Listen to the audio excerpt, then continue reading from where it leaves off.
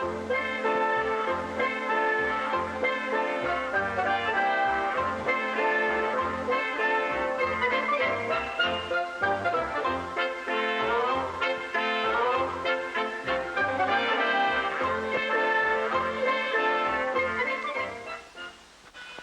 long time after God had created the world and made man and all the animals and birds, he noticed that people were no longer kind to each other and that they didn't obey God anymore.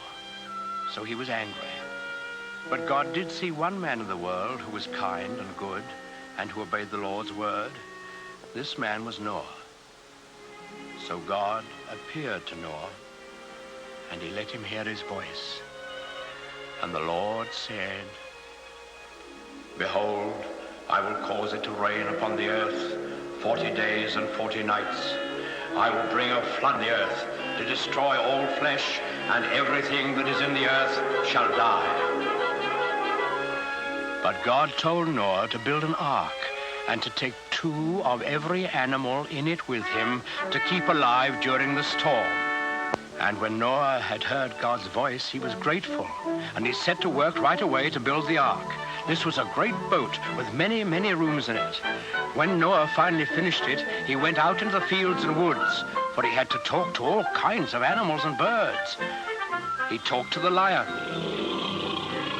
and the wild horses.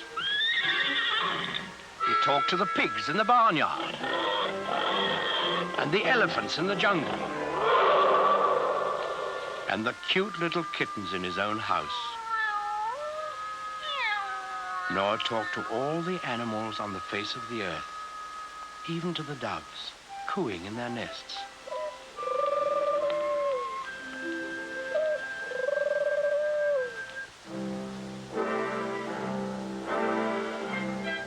And Noah picked a mother and a father of each kind of animal and bird, and he told them to come to the ark. Well, when they were all gathered there, you can imagine what kind of a noisy crowd poor Noah had on his hands.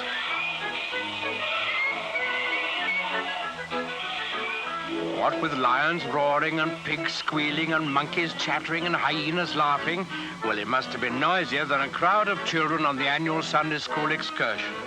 But Noah was wise and gentle, and he understood about animals, so he got them lined up in a long row, 2 by 2, and then he started them up and into the ark through the big door in the side. The bees were the last to go in, because bees have a stinger in their tails, and no animal wanted to get in line behind them. Noah stored food in the boat and then saw that his wife and his sons and their wives were safely inside.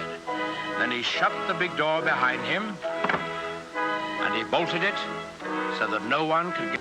Then there was a flash of lightning and the thunder roared as it never had before. Big black clouds hid the sun so that it was almost as dark as night.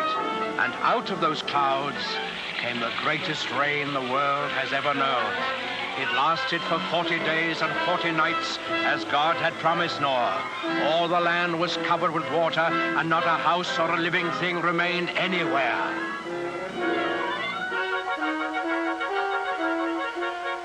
But Noah's ark floated on the surface of the waters, and he and his family and the animals who were in the ark with them were saved. On the 40th day, the rain stopped and the sun came out. The waters that had covered the earth began to flow back into the oceans and the rivers, and the ark came to rest on the peak of a mountain. But Noah wasn't quite sure that there was enough dry land for all his animals to live on. So he took one of the doves and let it fly out of the window. In a little while, it came back, and in its beak, the dove carried the branch of an olive tree. Noah knew that this must be a sign from God that he had restored quiet and peace to the world.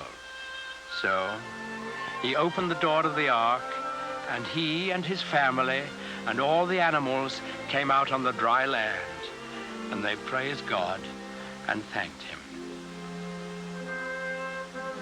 Then the Lord appeared again to Noah. He promised him that he would never again send a flood to destroy the earth. And he sealed that promise with a beautiful symbol, which he set in the sky for all of us to see. That symbol the token of God's everlasting faith in man, is the rainbow.